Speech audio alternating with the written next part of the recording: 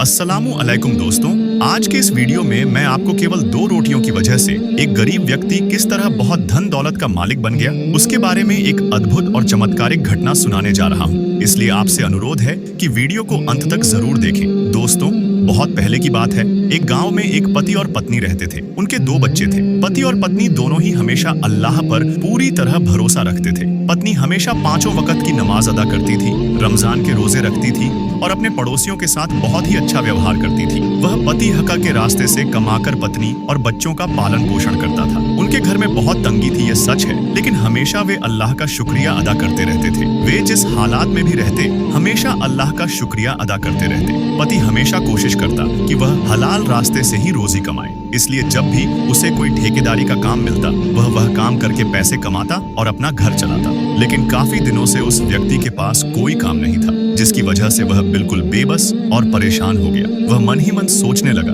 मेरे घर में 2 बच्चे हैं, वे 2 दिन से भूखे हैं और मेरे पास एक भी पैसा नहीं है। मैं क्या करूं? मुझे कुछ भी समझ में नहीं आ रहा। तब उसकी पत्नी पति से कहने लगी, आप अल्लाह का नाम लेकर बाहर निकलिए, देखिएगा अल्लाह ताला जरूर ही कोई रिस्क का इंतजाम कर देंगे। तब पत्नी की बात मानकर पति काम की तलाश में बाहर निकल पड़ा, लेकिन उसे कोई काम नहीं मिला। तब वह और भी ज्यादा परेशान हो गया और मन ही मन सोचने लगा, अगर आज मुझे कोई काम नहीं मिला तो मेरे बच्चे क्या करेंगे, वे तो भूखे हैं। इस तरह वह चलता रहा और सोचता रहा और मन ही मन अल्लाह से दुआ करता रहा और वह कहता रहा, ऐ रब्बुल आलमीन, मैं हमेशा कोशिश कर रहा हूँ सच्चे रास्ते से रोजी कमाने के लिए। आज तू मेरी मदद कर। मेरी पत्नी और बच्चे घर पर हैं, वे मेरी राह देख रहे हैं। शाम को मैं उनके लिए इफ्तार का इंतजाम कर सकूं और अपने बच्चों के मुंह में खाना दे सकूं। इस तरह सोचते सोचते वह पूरी तरह टूट गया और जब वह थोड़ा आगे गया, तब सामने ही उसकी मुलाकात एक दीनदार आलिम से हुई। दीनदार आलिम उस व्यक्ति को देखकर कहने लगे, तुम्हें इतना बेचैन क्यों देखा जा रहा है? क्या हुआ है तुम्हें? क्या तुम किसी बात को लेकर बहुत चिंतित हो?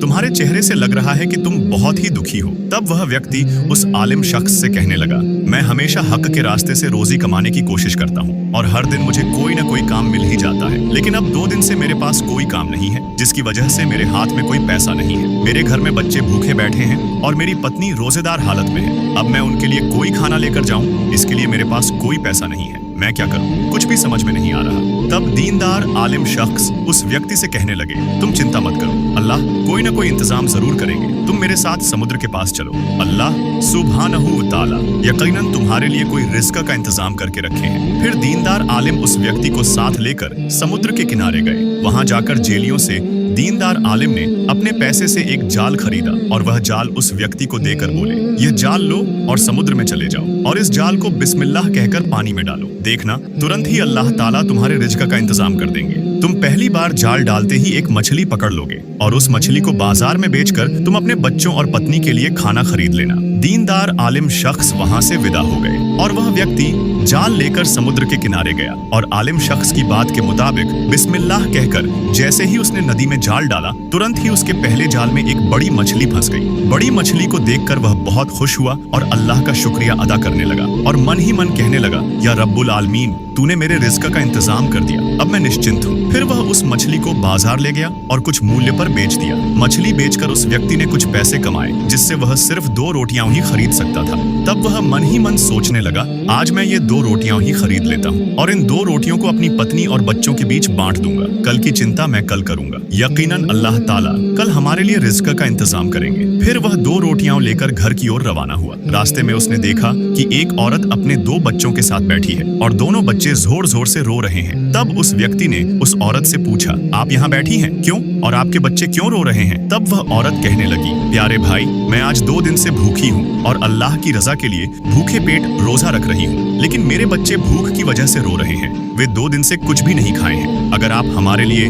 थोड़ा सा खाने का इंतजाम कर देते तो बहुत खुशी होती। तब वह व्यक्ति मन ही मन सोचने लगा, मेरे घर में भी तो मेरी पत्नी रोजेदार हालत में है और मेरे बच्चे भी भूखे हैं। इस औरत की तरह ही वह भी भूखी रहकर रोजा रख रही है और अपने बच्चों की बात सोचकर उसने भी कुछ नहीं खाया, उसके बच्चे भी भूखे हैं। अब मैं क्या करूं? अगर मैं अपने हाथ में रखी दोनों रोटियां उन्हें दे दूं तो अपनी पत्नी और बच्चों के लिए मैं कुछ भी नहीं ले जा सकूंगा। इसके बाद उस व्यक्ति ने देखा कि वह औरत के दोनों बच्चे बहुत ज्यादा रो रहे हैं, इसलिए वह मजबूर होकर वे दोनों रोटियां उन्हें दे दिया और वे बच्चे रोटियां पाकर बहुत प्यारी सी एक फीकी सी मुस्कान दे दिए और वह औरत भी उस व्यक्ति से बहुत खुश हुई। अब वह व्यक्ति मन ही मन सोचने लगा, मैं तो अपनी सारी चीजें उन्हें दे चुका हूँ, अब मेरी पत्नी और बच्चे क्या खाएंगे। ठीक उसी वक्त उसे पता चला कि कोई अजनबी व्यक्ति उसकी तलाश कर रहा है। तब वह व्यक्ति उस अजनबी के पास गया और जाकर बोला, आप मेरी तलाश क्यों कर रहे हैं। तब अजनबी व्यक्ति उससे कहने लगा, प्यारे भाई, आपके पिता ने मेरे पिता के पास कई साल पहले 30,000 दिरहम जमा करके रखे थे। मेरे पिता का देहांत हो चुका है, इसलिए मैं आपकी संपत्ति आपको लौटा देने आया हूँ। और वह अज्ञात व्यक्ति उसे उसकी संपत्ति दे देता है। फिर वह अज्ञात व्यक्ति वहाँ से चला जाता है।